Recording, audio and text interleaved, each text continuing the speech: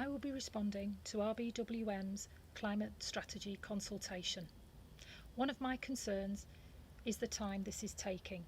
If we don't act soon, it will be too late and our planet will start to move towards extinction.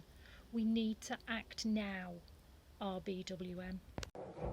One of my concerns is that the council wants to use linear targets, going down, reducing emissions by the same amount every 5-year period. This is not going to work. We're going to run out of, going to use our entire carbon budget by the year 2028 at that rate. And frankly, it's a policy that's doomed to failure. One of my concerns is the absence of metrics in relation to climate change and carbon emissions and biodiversity restoration. How long is a piece of string?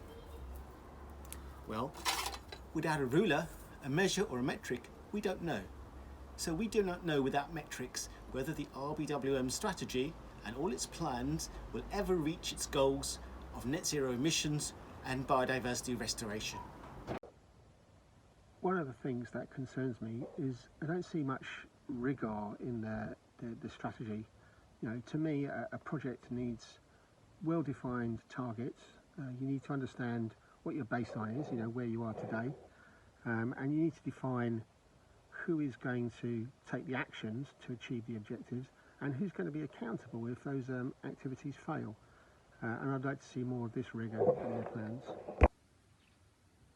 There is a lot of guidance and best practice out there, and I encourage the borough to be bold and seek inspiration from other cities in setting ambitious targets to reduce demand and limit growth within our planetary boundaries, and also guide residents, visitors, investors and businesses on how they can contribute into the circular transition.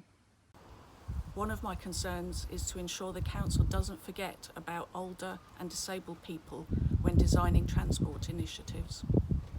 We all know that climate change is happening. Even the climate skeptics agree with that.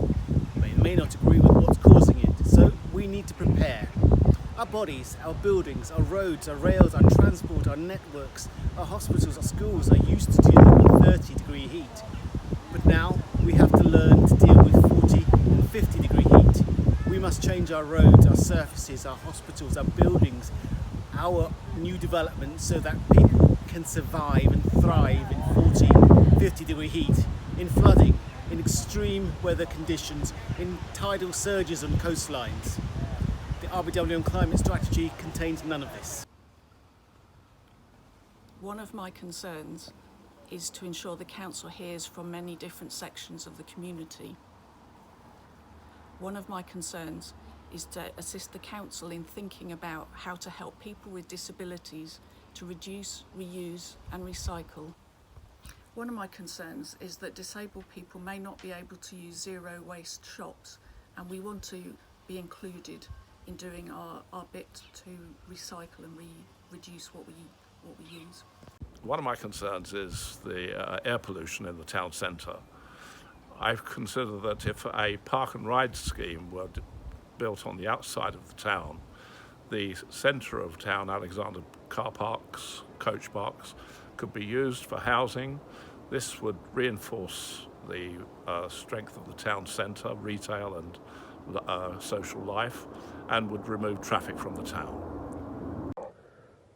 One of my concerns is what we do with existing housing and existing business buildings. With heat pumps, with insulation, solar cells and solar thermal and smartly controlled devices. We could virtually reduce energy use of those buildings to zero. But it's going to cost a lot of money, something like maybe £1.5 billion across the whole borough.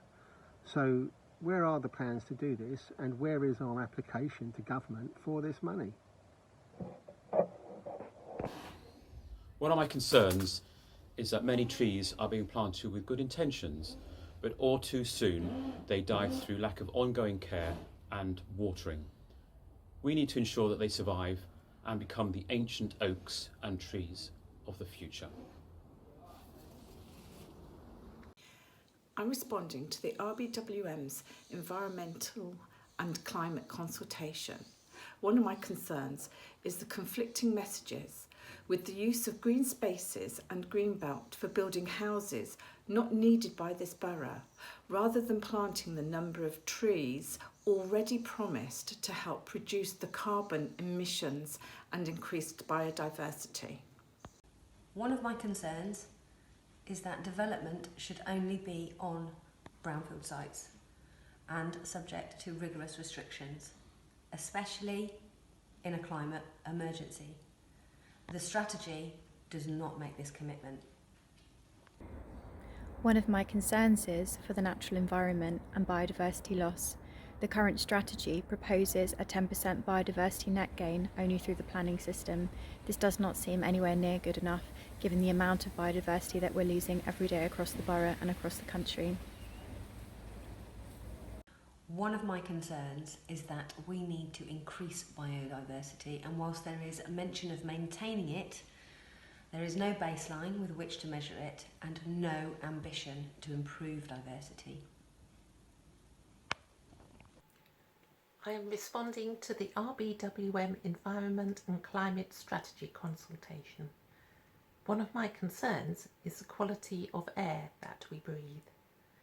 Did you know that Public Health England estimates that RBWM has 69 annual excess adult deaths arising from fine particulate matter, which comes from burning fossil fuels, from petrol and diesel used in vehicles. So the strategy must include monitoring the levels of particulate matter and actioning the results. One concern I have is our air pollution. We currently have 5 areas identified as particularly poor air quality. Areas covering schools and the routes that our children take to get to school. The Borough Local Plan, which RBWM plans to implement, admits that our air pollution is only going to get worse. More and more research indicates the harm that poor air quality has on our health. This strategy, as it currently lies, does not do enough to improve air quality, the very air that we breathe. One of the things that concerns me is that in the transport section, we see a lot about encouragement, more about encouragement of green alternatives, but nothing really about getting people out of their cars. I think we need both a carrot and a stick, and we need to make using your car less attractive, while at the same time making other types of transport more attractive. Things like charging for workplace car spaces. Some councils are charging £400 a year per space, and then ring fencing that revenue to pay for activities to try and halt climate change. One of my main concerns is referring to the circular economy mainly as a waste management topic. This theme is so much wider than that. One of my concerns is accepting wasteful behavior, like thinking that recycling is a good thing when it clearly depreciates material value. This is no longer business as usual. I would love to see the borough integrate targets to further reduce demand, to set limits to growth within our planetary boundaries, to map resource flows and find efficiencies, to reward conscious consumption behaviors, and finally, to regenerate natural systems. One of the things that concerns me is I don't see much about how the council are going to fund things. One of the ideas we see other councils using is to set up a green energy company to both provide a revenue stream to support climate action, but also to help convince people to move to green energy. One of the problems I can see is that our council is under-resourced. We're not a wealthy council. We've chosen to keep council tax low. There isn't much money and there aren't many officers. Who is going to be responsible for making these changes and thinking them up and and getting them agreed and actually executing on them. I don't see how this is going to happen.